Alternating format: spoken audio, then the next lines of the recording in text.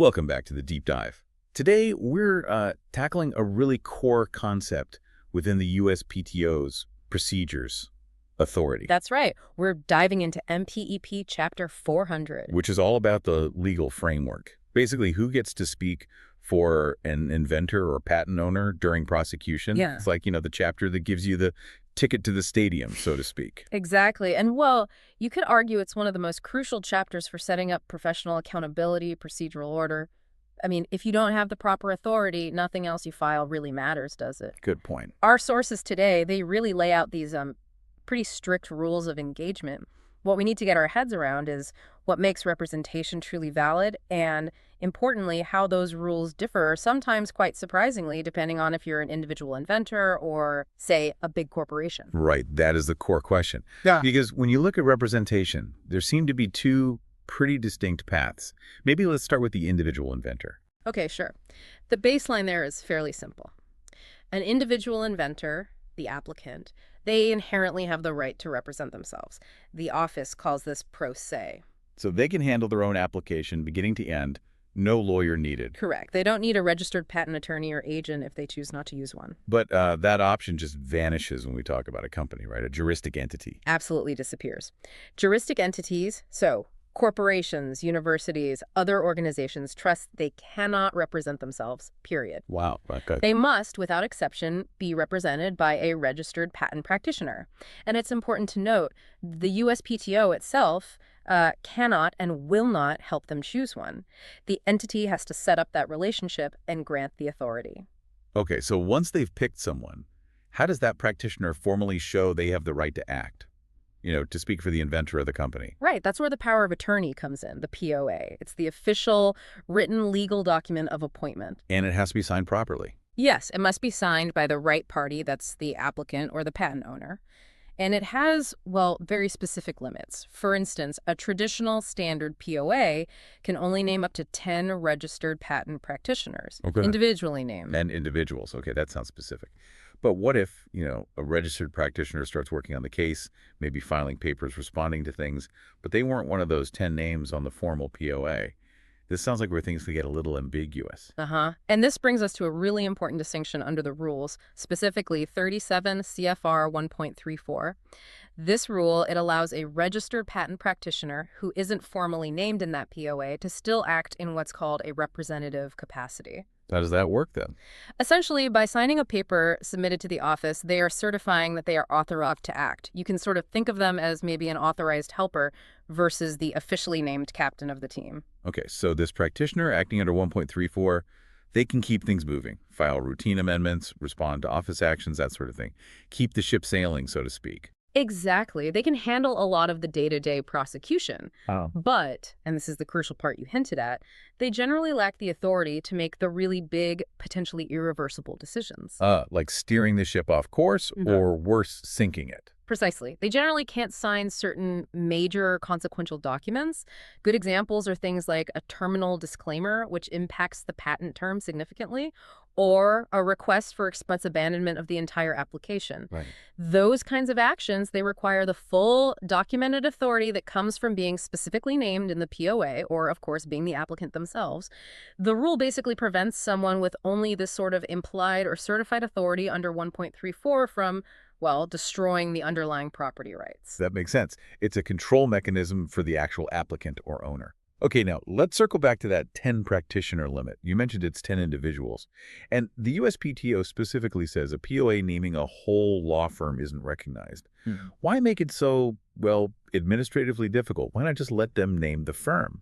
Yeah, it seems counterintuitive at first, maybe. But the USPTO's reasoning is about clear, unambiguous accountability. If there's an issue, misconduct, or even just an error, they need to know exactly which registered individual was responsible. A firm isn't a person. Exactly. A firm isn't a person who can be held accountable under the disciplinary rules in the same way an individual practitioner is. But this focus on individuals creates a real practical challenge, right? Imagine a large law firm handling, say, hundreds of patent applications for one big client. Oh, yeah. Manually naming and tracking up to 10 specific people on every single file's POA. That would be a massive logistical headache. So how do firms actually manage these huge portfolios efficiently then? It sounds like the traditional POA system just wouldn't scale. It really doesn't scale well for large operations, so they developed a solution, the customer number system. Ah, the customer number. Yes. It's become the absolutely essential practical workaround for that 10 practitioner problem. The customer number lets the applicant associate a whole set of practitioners, could be dozens of people in a large firm or legal department, with an application just by using that single number on the filings. So it solves the headcount limit. And doesn't the customer number also tie into electronic access now? Like it's the key to using Patent Center effectively. That's exactly right. It's become critical for electronic practice. The customer number that's associated with the official correspondence address on file, that's the one that grants the firm and all those linked practitioners access to the electronic filing system. So if that number is wrong, or it changes, suddenly your whole team might lose access to manage the case online. Precisely. It acts as a sort of master key, providing immense efficiency, but also being a single point of control and potential failure, if not managed correctly. Okay, let's shift gears a bit. We need to talk about how the whole idea of who holds the authority changed, quite fundamentally, because of the American Invents Act, the AIA. And there's a key date here, right? Oh, absolutely. September 16th, 2012. That date is a huge dividing line in patent prosecution history. Why so significant? While simplifying it a bit, pre-AIA, the inventor was generally considered the primary party in charge, the one granting authority. But for applications filed on or after September 16th, 2012, so post-AIA, the authority really shifts more towards the owner. Okay. For these post-AIA applications, the POA must be signed by the applicant for patent, and importantly, the applicant might not be the inventor at all anymore. So let's say an inventor signed an assignment agreement years ago giving rights to their employer, a big tech company.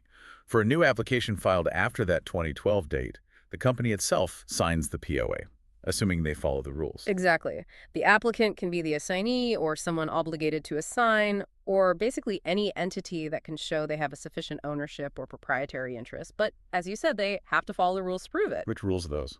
That's primarily under 37 CFR 3.71 and 3.73. They involve filing specific statements and documentation to establish that ownership link with the USPTO.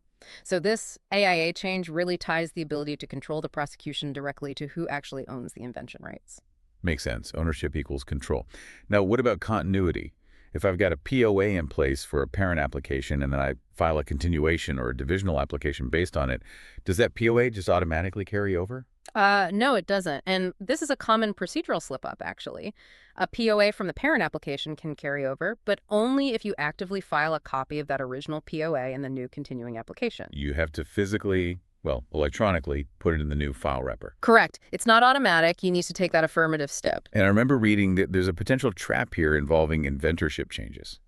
Like if you add a new inventor in the continuation.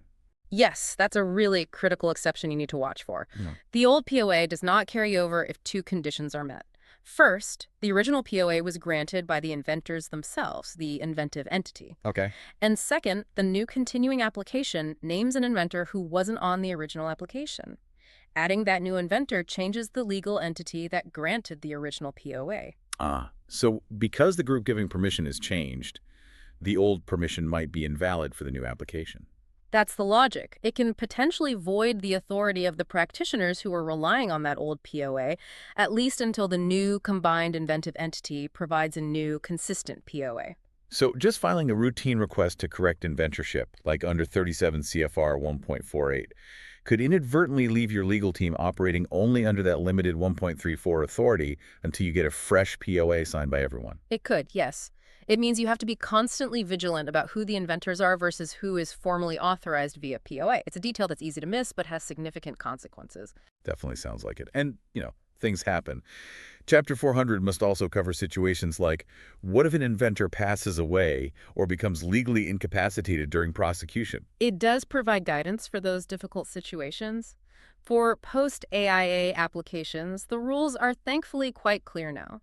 The legal representative of a deceased or incapacitated inventor can step in and make the application for patent on their behalf. Following specific procedures, I assume? Yes, following the rules laid out in 37 CFR 1.43. It allows the process to continue even if the original inventor isn't available. Okay, good to know. Now, let's talk about control from the client side. Who gets to pull the plug? Who has the ultimate power to revoke a POA? Basically to fire the attorney or agent. The power to revoke rests solely with the applicant or the patent owner. Simple enough. Well, mostly. There's a nuance, particularly for assignees. If an assignee owns the patent or application but wasn't the original applicant who granted the POA, they can't just revoke it immediately. What do they need to do? They first have to formally become the applicant themselves by meeting those ownership proof requirements we talked about, like under 37 CFR 1.46C. Once they are officially recognized by the USPTO as the applicant, then they gain the power to revoke any pre-existing POA. Authority follows that official applicant status. Got it. And what about practitioners? Can they withdraw? Yes, practitioners can withdraw their representation. There are rules governing this, of course. Common reasons might be non-payment of fees by the client or maybe irreconcilable differences about how to proceed with the case. But they can't just walk away, can they? Especially if there's a deadline looming. No, absolutely not. They have to notify the office and the client, and the withdrawal has to follow specific procedures designed to ensure the applicant isn't prejudiced, like being left without representation right before a critical deadline. It's a formal process. Okay, so let's wrap this up by touching something really fundamental that underlies this whole chapter. The ethical weight involved. Because every single paper filed with the USPTO needs a signature, right? Every single one. And that signature, it's not just, confirming you wrote it, it carries significant legal weight. How so? By signing that paper, whether you're the practitioner or the pro se applicant, you are making a certification to the office. You're certifying that the statements made are truthful to the best of your knowledge, that the filing is warranted by existing law or a good faith argument for changing the law, and that it's not being presented for any improper purpose. And this is formalized in the rules. Yes, it's spelled out clearly under 37 CFR 11.18b.